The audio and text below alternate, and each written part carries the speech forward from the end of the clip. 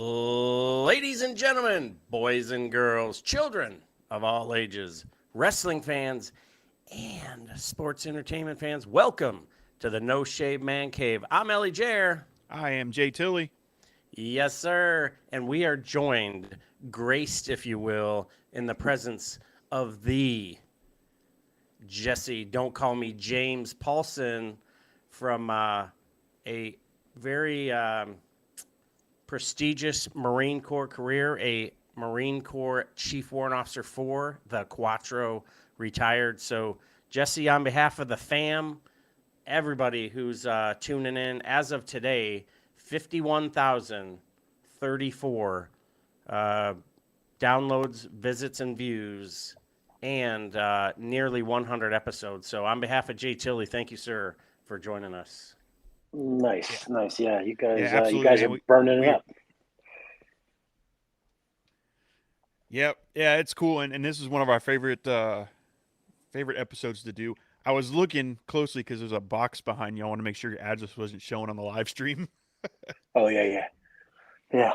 No, but no. Oh, but I see. It's for somebody else. yeah, okay, good. Then we're all right. Yeah, Because when they go out on YouTube and Rumble, it's kind of a bigger screen than what you see on the uh, the show recording. So it's like, oh yeah. god, what is that? I hope it's not something we gotta move real quick.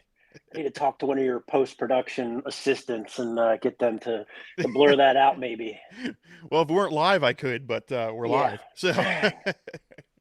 But no, we're good. I couldn't read anything on it, so but all good, man. All right, so that was it. That was why I was leaning out of frame there for a minute. I was trying to go, okay, make sure we're good. Right But on. yeah, man, I appreciate you joining us. Like you said, this is kind of our big one. We do it on the 22nd, and it's a big deal for us. It can get a little heavy, but we try to lighten it up and have some fun with it. For those that are just joining us, or maybe this is the first time hearing us on the 22nd show, I do like to start with a disclaimer that none of us are licensed professionals. None of us have any experience in the field. We just three guys coming on, kind of telling our story because there's a big stigmatism's not the right word. There's a big kind of negative connotation when it comes to men and mental health, and a lot of men specifically don't talk about their mental health and they don't discuss things they're going through or what's going on in their heads. And we've always been brought up to be strong and bury our feelings and all that. Well, as we find out, it's not always the healthiest thing to do. All three of us are veterans, have been through a lot and seen a lot and done a lot. And Jared and I have talked about it and told our stories. And every time we come on here, I probably slip out another story, and Jared will tell another story. And I know personally he's going through some stuff now too, so this is probably a pretty important one. But we'll never, and you being our guest on, never want you to talk about anything you don't want to talk about. You don't have to tell your story if you don't want to. If you just want to sit and listen and agree, that's cool too.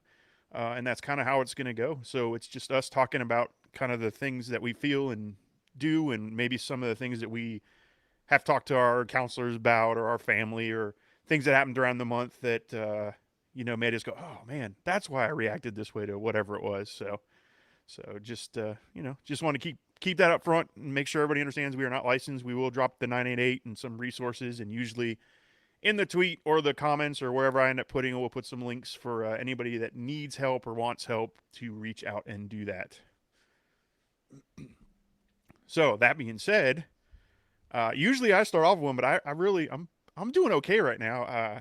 The stress at work is what it is, but lately I've been coming on here and the past three shows that we've done, kind of starting us off with some of the things I've been going through and experiencing. Mine have actually been pretty good lately. Yeah, I mean, I'm in a good place. I am talking to somebody now, which I think is helping. And I've also, they did diagnose me with some depression. So kind of a new in back of my head it was going on, but having the actual diagnosis was like, okay. And then we kind of, through talking to my counselors, found some of those triggering mechanisms. And it's something interesting we talked about a couple, I think maybe a month or two ago, that when I left the military, it was a big adjustment for me. And we've talked about how when other people leave the military, it's kind of a big hit on the mental state of members. And what my therapist and everything was talking about as how we go from this job of having a place and knowing what we're doing and having a purpose to not.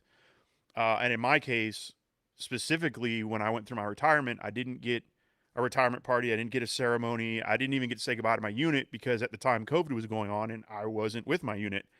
So I got my paperwork in the mail and boom, done. So after talking to her, I'm like, oh, well, yeah, all this makes a lot of sense. There is that sense of something missing, and that's kind of what led to some of the issues.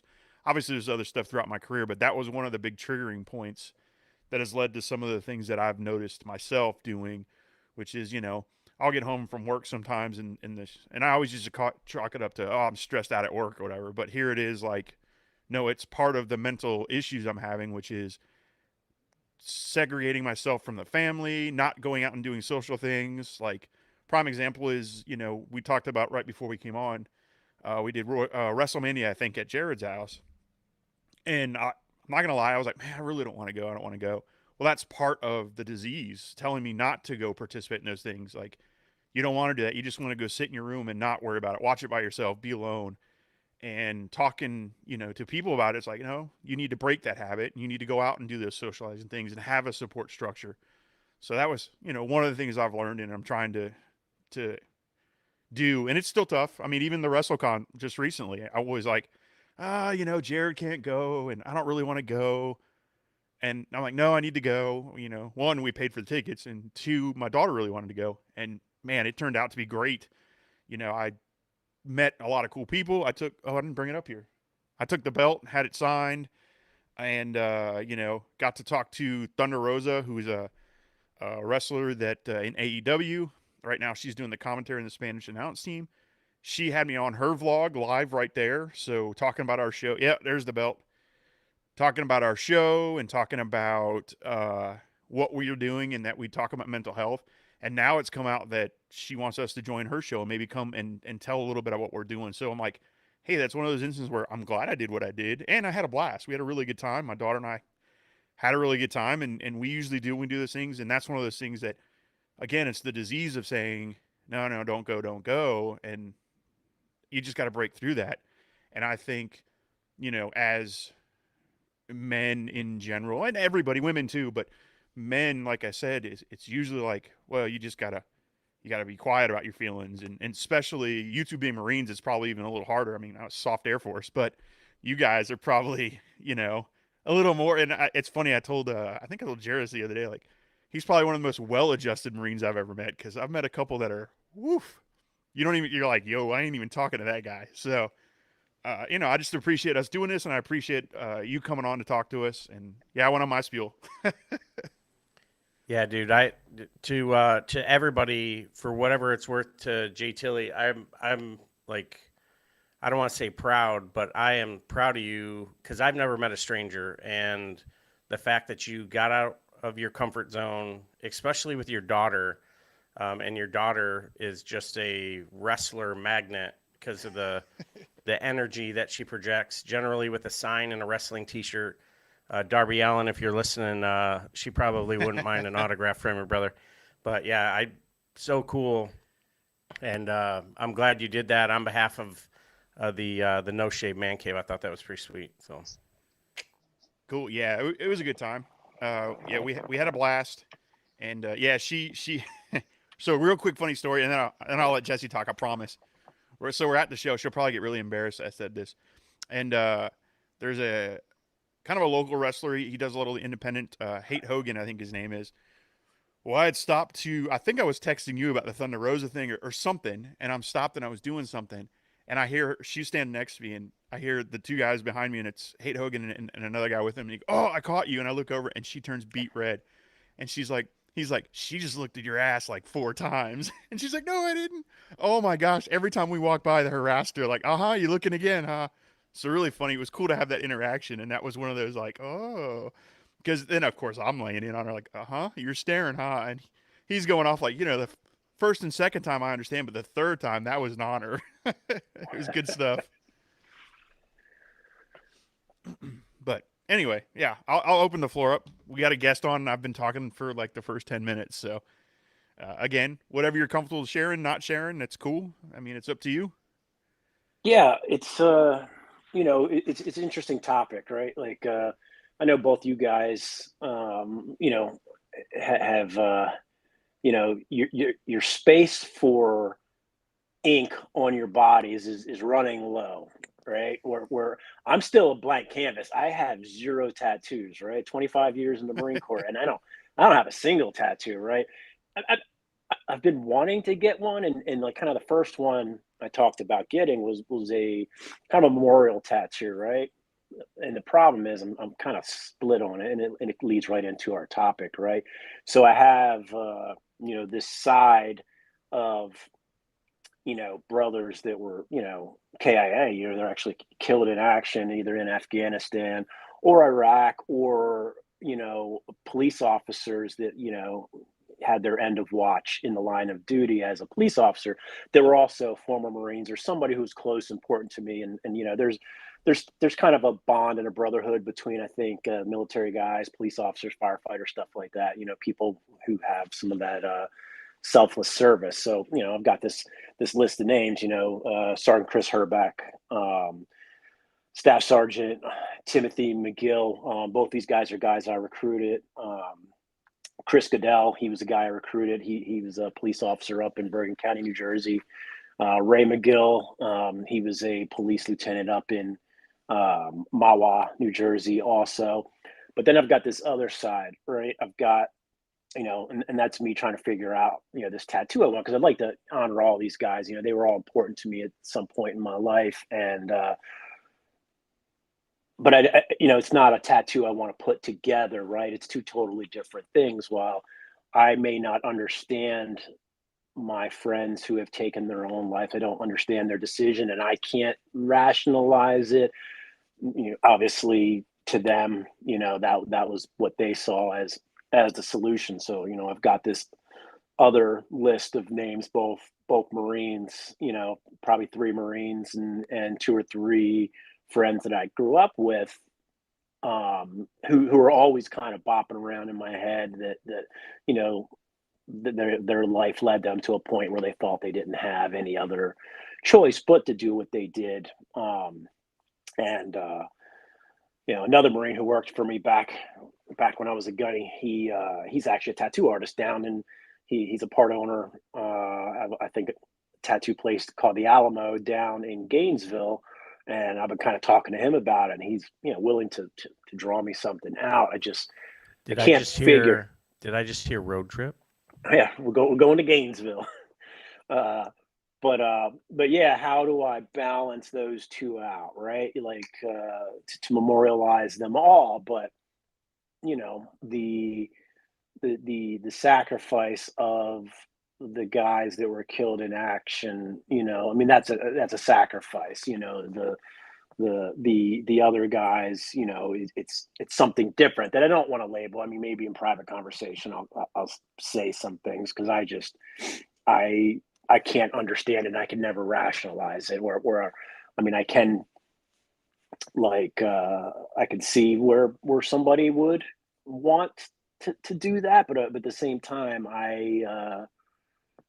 yeah, it's a hard thing for me to like I said, rationalize. Um, I Something that was said during Jay Tilley, when you were talking, you were saying about you didn't have much closure on your career. I lucked out, and Jared was here for a bunch of it, right? I retired. I went on terminal leave September of 2019, so hadn't heard of COVID at that point. It was the perfect timing. I did my retirement ceremony on one of the ships right here at Blunt Island. Jared was actually my retiring officer. Got got up there, and usually, like retiring officers, they get up there, they say the little spiel, and they hand it over to you, like they speak for a few minutes. And Jared spoke for about 15 seconds. He's like, "I'm gonna hand it over to Jesse." and I, and then I took all of his time too. I probably spent a good 15, 20 minutes, much to the chagrin of the Marine standing in formation, to thank all the people I thought I needed to thank. um, but did that, had good closure with that for at the unit there on Blunt Island.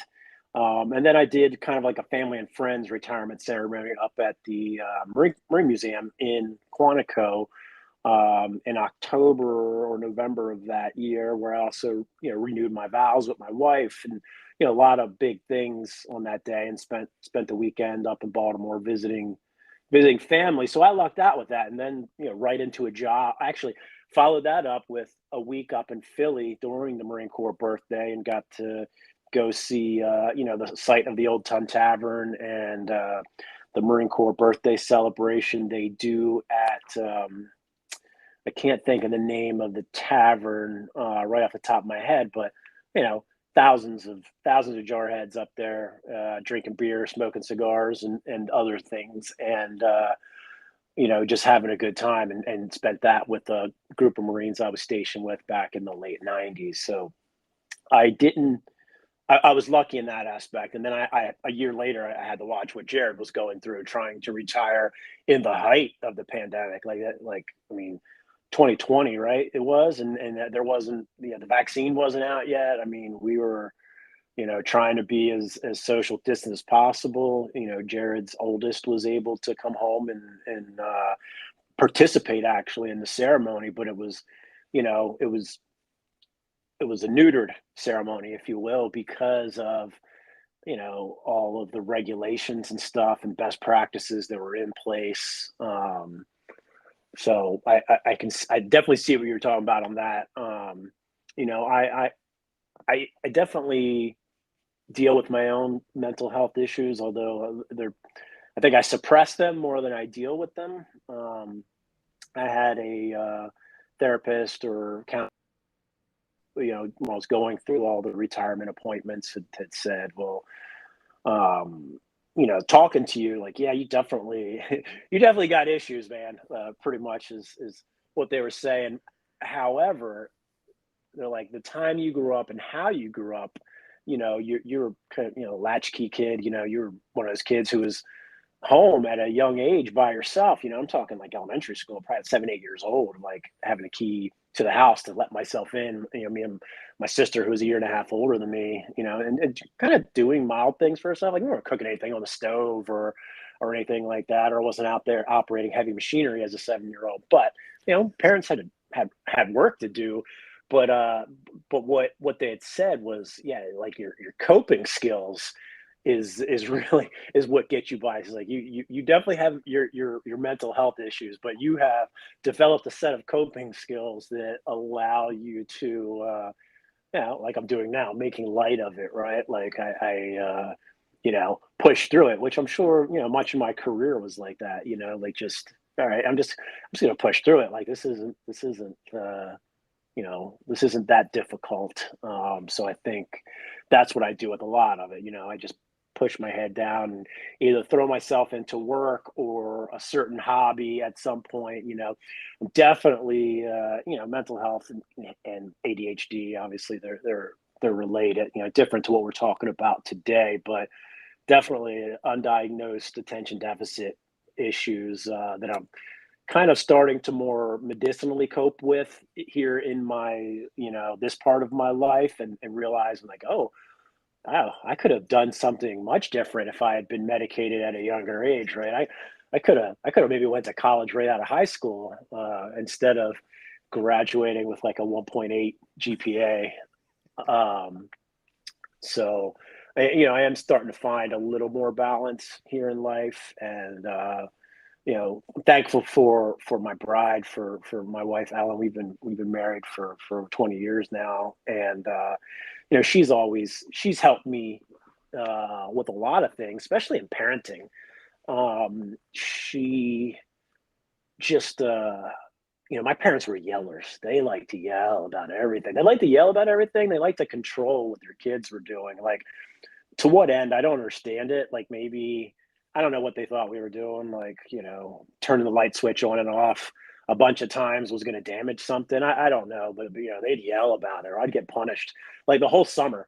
Like, being like 8 years old, like, you're grounded for the entire summer vacation. Is like, who is that good for? I mean, there's guys that commit felonies and are locked up for less time than that. And here I am, 7 years old, and I whatever, was lighting matches in the basement. No, I got that's a safety issue. I wasn't burning anything down or whatever, but they really like they were yellers, and that was one place where I think my wife helped me a lot to where I wasn't like that. Like she told me very early on, choose your battles, right? And like if your kids aren't, in risking life or limb, or if it's not causing any harm, or maybe they're making a mess, like they deal. That was a big one, right? My parents would get mad at like messes, like spill your drink at the dinner table, and they would lose their shit. I'm like, I'm not that coordinated, right? I don't, have great hand-eye coordination at this point, and maybe, maybe my dad, right, my stepdad did, because he grew up playing sports and baseball, football, all that stuff, and he always wanted me to play all those things. And I played baseball until high school, and I could never get into it because I wasn't good at it, right? And I think that was kind of disappointing to him. That wasn't the reason he was a yeller. He was a yeller probably because his parents were like greatest generation type parents, right? World War Mm. II vets and stuff like that. So those were all undiagnosed mental health issues back then, right? Everybody, like, your parents beat the snot out of you back in the day, and I think our parents maybe got a little better at it. It didn't go so far. I mean, don't get me wrong, I still took my share of whoopings for things that I did. But I can say 100% I never laid a hand on either one of my kids. Neither had my wife. They've never known the end of a spanking, and barely known punishment.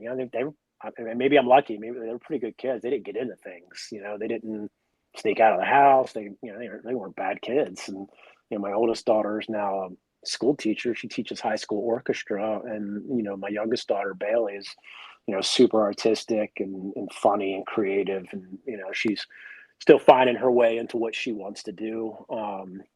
But moving forward anyway. But yeah, so hopefully we're breaking the cycle of you know our own parents, mental health issues pushing down on us kids that were raised in the 80s.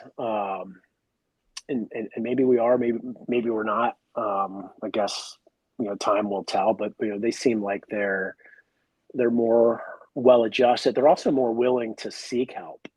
I think this younger generation is more willing to go and seek help with a therapist, or medication and stuff, also. So good or bad, good, bad, or indifferent, medications, chemical imbalances that are righted by the correct medication, can be hugely beneficial, when done properly.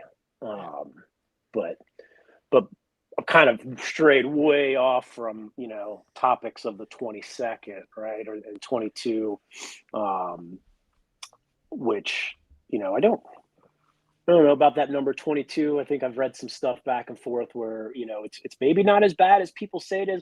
Don't get me wrong. I realize veteran suicide. I mean, just me being able to count probably at least 4 or 5 guys on one hand that have taken their lives that were veterans, either had gotten out of the Marine Corps, or had done it while they were still on active duty. Is not an insignificant amount. 22 a day. Just some of the things I had read. It said, well, it's not well substantiated how they came up with that number. Could be plus or minus. I don't know. Either way, 5 a day is Right. is not good. Is needs to be addressed, and I'm glad they're addressing. I'm glad, or that it's getting more notification, not notification, more notoriety, I guess, out there. My problem is with it. Like, kind of like the ALS Ice Bucket Challenge, right? Like, I think the whole meaning of the challenge was like, I think it got lost, right? All these people were just like, "Oh, I'm dumping a bucket of ice on my head," and not doing anything for the whole ALS thing, like not giving any money to it, not doing anything. So people are like, "Yeah, remember 22 or 22 push-ups a day." It's like, "Yeah, you're doing 22 push-ups a day, and you're posting it on Facebook." But I mean, I guess it's awareness, right? You are raising awareness, but everybody's like, "Hey, cool, he's doing push-ups." Like, for 22 veteran suicides a day. But what are they doing with that, right? Is it going to any organizations out there? Is it has any organizations that help to you know better or tackle veteran mental health and suicide problems? Like, are they benefiting anything from these 22 a day challenges and things like that? I'd be interested to know, because in my job we're all about data and metrics and things like that. Like, I'd like to see the data on it. Maybe it's not fleshed out enough to see exactly um, what it is, because there's a ton of homeless veterans and stuff like that too, and there's just stuff you don't hear about, or people don't care enough, or they didn't have people in their lives that cared enough about them to um to say whether it was one way or the other, or I don't know, lots of things out there. But sorry, I've been rambling for a good couple minutes now. Apologize. No, it's all good. Yeah, I agree. Like, I think the awareness is a big thing, and I agree with the number, the 22. Like, we don't know. I mean, I don't know the history where it came from. I know it was drilled into our heads when I was going through our suicide prevention in the military. Is that was the number. But like you said, even 5, even 1 is too many. And I think bringing awareness is good. But some of these, I think, kind of what Jared and I want to do is through this medium, let people know that it's okay to talk about it. And if you're going through that, because like you said, I don't understand it either. Like, I've gone through some pretty lows, and suicide was never on my mind. But Jeremy, the Georgia Tickler, as we like to call him, who is usually on our show on the 22nd, he was a suicide survivor. He did attempt it. They got him to the hospital in time. And, at the time when it happened, and I remember him actually, his wife is an ex-wife now, but she called me and told me what had happened, and he had tried to take his own life, and they put him in the hospital and all this. And I was just like, I was mad. I'm like, what? Whatever. Like, why would you get that low? Like, I don't understand. Talk to people. But then you talk to him now, and I talked to him when they released him from the hospital. I went up there and I spent a couple days up there, and you find out that chemical imbalance is one of it. They had him on some medications that some of the chemicals were not right. But as you talk to him, you find out that it was so bad that he really did think it was time to go, and that people would be better off. And that's all part of this mental illness thing. And even now, like, every once in a while I'll talk to him, I'm like, I still don't get why he didn't just reach out to me. And he's like, you wouldn't have understood. I'm like, yeah, but I would have. Like, it would have been an ear, someone to talk to and listen to. And that's kind of what we want to start doing with this is, hey, if you need help, reach out and make sure you're getting that help, because it is preventable, and you are loved. Somebody out there loves you enough to not want to see you go. So, yeah, it's a heavy subject, and I'm right there with you. I don't understand it. I love my kids and my family, and I think I've got some. You said coping skills, and I chuckle. I'm like, yeah, I'm same way. I'm pretty good at shoving it down and making it go away and doing other things with it. And like, the more I talk about it, I'm like, oh, that coping skill may not be the best thing I'm doing, but it works Right. to keep it hidden, So, but yeah, it's cool to talk. Not cool. It's good to talk about it, I think, and let other people know that they're not alone, especially in the veteran community. Because like I said in the beginning, we're all drilled to, shut our mouths, suck it up, and push on, and that's not always the best way to deal with it.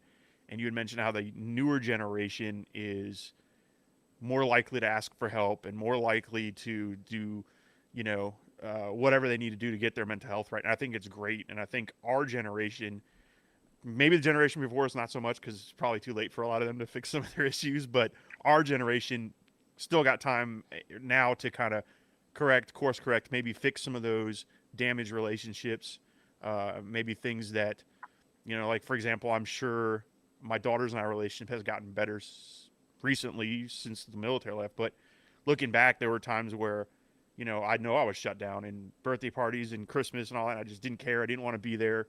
Didn't want to give out presents, and that's because I had so much other going on. I look back, I'm like, okay, I was depressed back then too, but for different reasons. So now I'm kind of knowing, like, okay, hey, let's go do wrestling. Let's do something together instead of me shutting everybody out and doing it myself. So, yeah. Yeah, each and every outlet that we can come up with, whether it's an outlet for ourselves, whether it's Oh, we just lost your audio. Are you there, Jared? We can't hear you. much. Oh, we lost your audio. There. Can you hear me now? Yep. Now you're back. We got everybody's outlet. Oh, you're gone All again. right. Nope, now you're back. Yeah. So everybody's outlet is a little bit different. You know, when I was a kid, it was you need to go out and play. My sons, so I thought, well, they're just active boys. They don't need to be medicated. And they would go play sports and they did all this stuff outside, very interactive with whatever community we were in because we moved so much. So their social skills were exponentially better than mine were. And I was the youngest child, and my siblings that I looked up to the most were all in the military. So that's what drew me to want to join the military in part. And our family was so competitive. Not only do I want to join the military, but I want to outdo everybody. So that was sort of the bond between my brothers, Todd and Mike, and I. And they would go on. My brother Todd was a sergeant. My brother Mike was a corporal, and I was fortunate to continue on moving up the ranks and had a really fun, very very fun career. My sister made it to sergeant first class in the Army, but she lived two polar opposite lives. So she grew up in the closet her whole entire life, didn't share anything until much later on after she'd retired from the Army and was working for the Postal Service, and it sort of started becoming a little more normalized. But by that point, you know, she had dealt with so much in her life negative, plus, like we were talking about earlier, a little bit of chemical imbalance. And she would end up, unfortunately, taking her life. And it was one of those things where it hits you like, and we talked about this, you know, a few minutes ago, and Jesse brought it up like, well, wait a minute. Why would you do that? That makes no sense. Or like Jay Tilley was like, well, you could have just said something. And you think back, well, maybe they did, or maybe they didn't, or maybe they did and you didn't pick up on it or whatever. So, you know, to everybody who's listening, to everybody who's watching, you know, someone, like Jay Tilley said, someone loves you, someone's thinking of you, and someone wants to see you tomorrow. So what are you going to do to make it to tomorrow? You're going to address it today. And this Remember 22 isn't meant to be, oh, I can't believe you're dragging out and dragging in and bringing up dirt and doing that. No, no, no, no. It's bringing attention to a situation that's going on. Well, what does this have to do with pro wrestling? Da, da, da.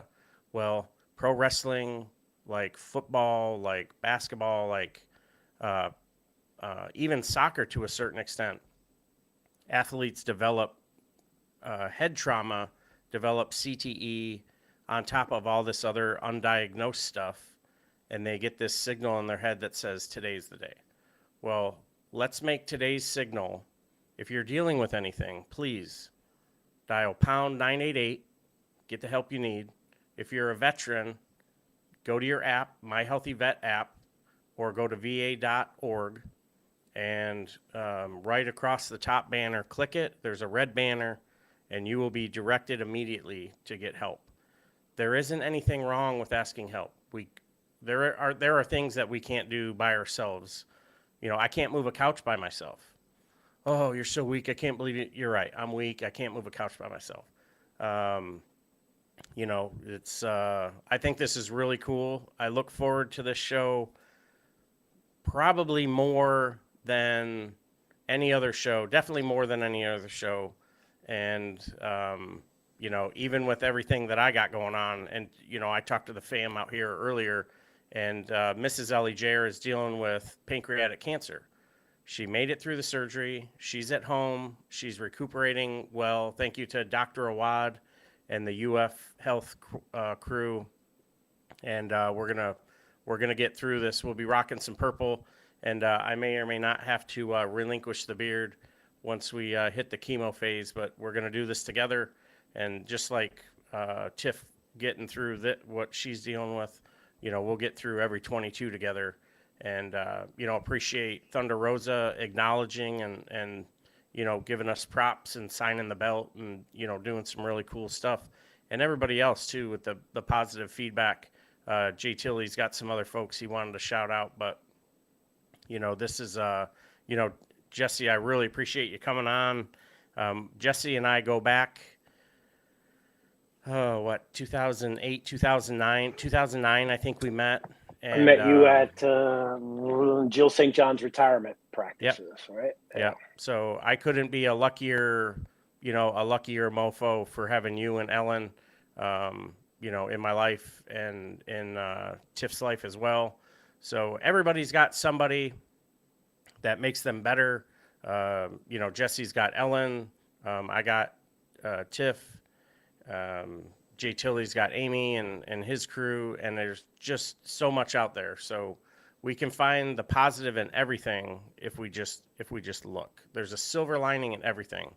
So no matter what it is that you're dealing with, what I'm dealing with in both my personal, professional life in general, I wouldn't want anyone else to deal with it, because I think it was brought to me because I can handle it.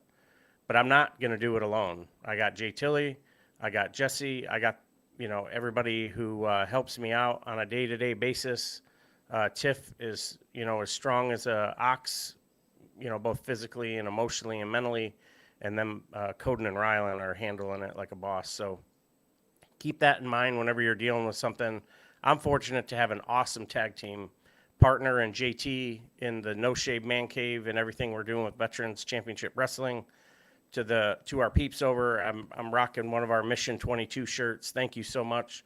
Liv Bearded just is working on something with us to try and bring a little more attention and light to what we're trying to do on the 22nd of every month. So hope everybody who's listening is enjoying the show. Yes, we do, get a little deep, a little bit in our feels, and it's not quite as fun as, how awesome Dynamite was, or how amazing the debut episode of Collision was. So good. And if you haven't watched either one of those, good night. You got to go do it. And to the boys over at What Culture, that up and down of Collision last night was awesome. And we got an awesome week going into the weekend of professional wrestling. Going into next week, WWE is doing some good stuff. Impact is doing some stuff. But what are they doing to get to that? They're working together, and they're talking about their issues and using social media. And that's what we're here doing today. And I'm looking forward to this road trip. I was thinking, because I have this little spot right here on my right forearm I need to fill. So yeah. I've got a spot on my calf that I'm actually doing a memorial to for my buddy who passed away just recently. So I've been working on that too. I'm like, oh man, I'm working on one of those too. So I got a spot on my calf already picked out. I just got to go see Veronica Day down there in Plant City. Shout out to Vicious Vanity Inc. She does all my work, so got to set up some time to go see her. But ink therapy is what I call it. Nice. But yeah, man, one of the things you said is asking for help, and I think that's a big one. Like, people tend to look at asking for help as a weakness, but I tend to think it's the opposite. Like, I think when you ask for help, you're self-aware enough and strong enough to know that you need that help. And that's one of those things that, we want to drill into people's head. But, like you said, everybody out there has somebody, whether you want to believe it or not, that is caring about you and wants you to succeed and see you the next day. So yeah, good show, man. I know we usually go an hour, but unless you guys have stuff you want to cover, I'm good with wrapping. I think it was pretty good. I think I really appreciate Jesse being on. I like having, other people on to talk instead of just him and I all the time. So it's good to have other veterans on specifically and talk about it and know that you've gone through some things and lost some people. Matter of fact, last 22nd show I had just found out that somebody in my former unit had taken their own lives the weekend right before that. In the hotel room, they got some documentation, went to the hotel room, there was a reservist, and decided that documentation was the last thing they could take. So it does happen, not necessarily just retired veterans. It's currently serving members out there. So we usually say it in the show, but if you are on active service or anything, you've got your chaplains to reach out to. 988 works for you also. Go find your first sergeant, whoever you need to talk to, get the help you need. This world would not be better without you. So just, I know it's easier said than done. Trust me. And I've said it before. If you're not sure who to reach out to, again, I will reiterate, we're not licensed. We are not sponsored by anybody. We are not representatives of anybody. But if you emailed us, I will find the right people to put you in touch with. noshavemancave@gmail.com. So I'll put it around. And any other last words? If not, I'll wrap us up. No, I'm all set here, fellas. I appreciate the invite. Appreciate the chance to be on the show. I've listened to several of the episodes. My commute has gotten shorter and shorter lately. I've been hitting it at the right time, so I don't have much opportunity to listen to things in and out. And when I do, I try to increase my knowledge with some sort of book or something like that. Most recently, I'm trying to think what book I read most recently that was not some kid's book that I'm trying to read to relate, so I could be on the same page with my daughters. But Kill Chain was probably the most recent one, which is, military industrial kind of, looking at, but not giving any shout out to that guy or anything. It's a good book. It's worth a read, but I need to pick back up where I was on the show and catch up a little bit. I don't know enough about wrestling to understand a lot of it though, but I do appreciate it. I appreciate the art of it. Awesome. Yeah, we need to have you come on one of these times, and we can talk about the wrestlers that you do remember or can relate to during the first 5 WrestleManias or whatever. Jay Tilly and I are talking Sergeant about. Slaughter. Yeah, that's my guy right there. Got his title. We're supposed to link up with him here shortly. So, Sarge, if you're listening, Joe character somewhere. Let's go, Nice. Yo, Joe. Yeah, Sergeant Slaughter, you got another fan over here as part of the No Shave Man Cave. So super cool. We'd like to have you on as a regular contributor if you ever get a few minutes, even if it's 10, 15 minutes. Have you come on, talk some smack, and let us know what's going on in your life. So I really appreciate you coming on, and let's wrap it up, brother. Yeah, man. So Sergeant Slaughter, speaking of him, I got a picture of him. He signed for me and everything too. And he's a pretty good Twitter follow because I think he follows everybody that follows him back. And he's pretty cool to interact with. So, but speaking of Twitter, that's where you can find us most of the time. No Shave Man Cave on Twitter. We're also on Instagram, TikTok, YouTube, and Rumble, which hopefully you know those, so you're already out there watching. But if not, if you're on YouTube and want to watch us in Rumble or vice versa, check us out. Give us the views on both. Appreciate everybody. Like you said, about 50,000 downloads on the podcast. Jared kind of mentioned it earlier. We have backed off on our schedule a little bit, so we will start ramping up a little bit more. Had some, life stuff to deal with, which happens. So we took a step back. Not that this isn't a priority, but their family is more of a priority. So we had to make sure Mrs. Ellie Jair was taken care of and in a good place, and we will pick it back up. May not go every day again. We may just slowly get back into the swing, but we're definitely going to start doing our Tuesday, Thursday, and Saturday shows for sure. Appreciate everybody. You want to get the audio version of the podcast, No Shave Man Cave, wherever you get your podcast from, Apple, Amazon, Google, wherever you get it from, you can just look us up, No Shave Man Cave. Again, email if you want to reach out to us, noshavemancave@gmail.com. Appreciate it. I love the fan mail. And same thing, if it's a mental health issue, you're not sure where to go, hit us up. Between the two of us, and then with Jesse as a third, we will find a veterans organization or a civilian organization, because I want to make sure that that's clear too. It's not just for veterans. It's for everybody that has mental health issues. So reach out. If you don't know where to go, we will make sure we will find you a direction to go into. I'm going to wrap it up and say, again, we are not licensed or anything. We just want to tell our stories and let you know that it is okay to not be okay. And with that, I'm going to hot tag it out for Ellie Jair to take us home. Bump and feed. Yes, sir. I love that line. It's okay. Oh, man, your audio went out. Can't hear you. So I know he was saying it's okay to not be okay. I'm For each other. Hey, now you're back. We lost you in your audio again. We got it's All okay right. to not be okay, Hey, and then so silence. yeah. So like what Jay Tilley said, I love the line, it's okay to not be okay. To our brothers and sisters in arms, thank you so much for what you do for this country.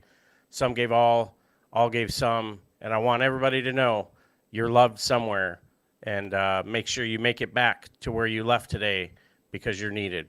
So until next time, fam, we'll see you back here. Take care of yourselves, take care of each other, and we'll see you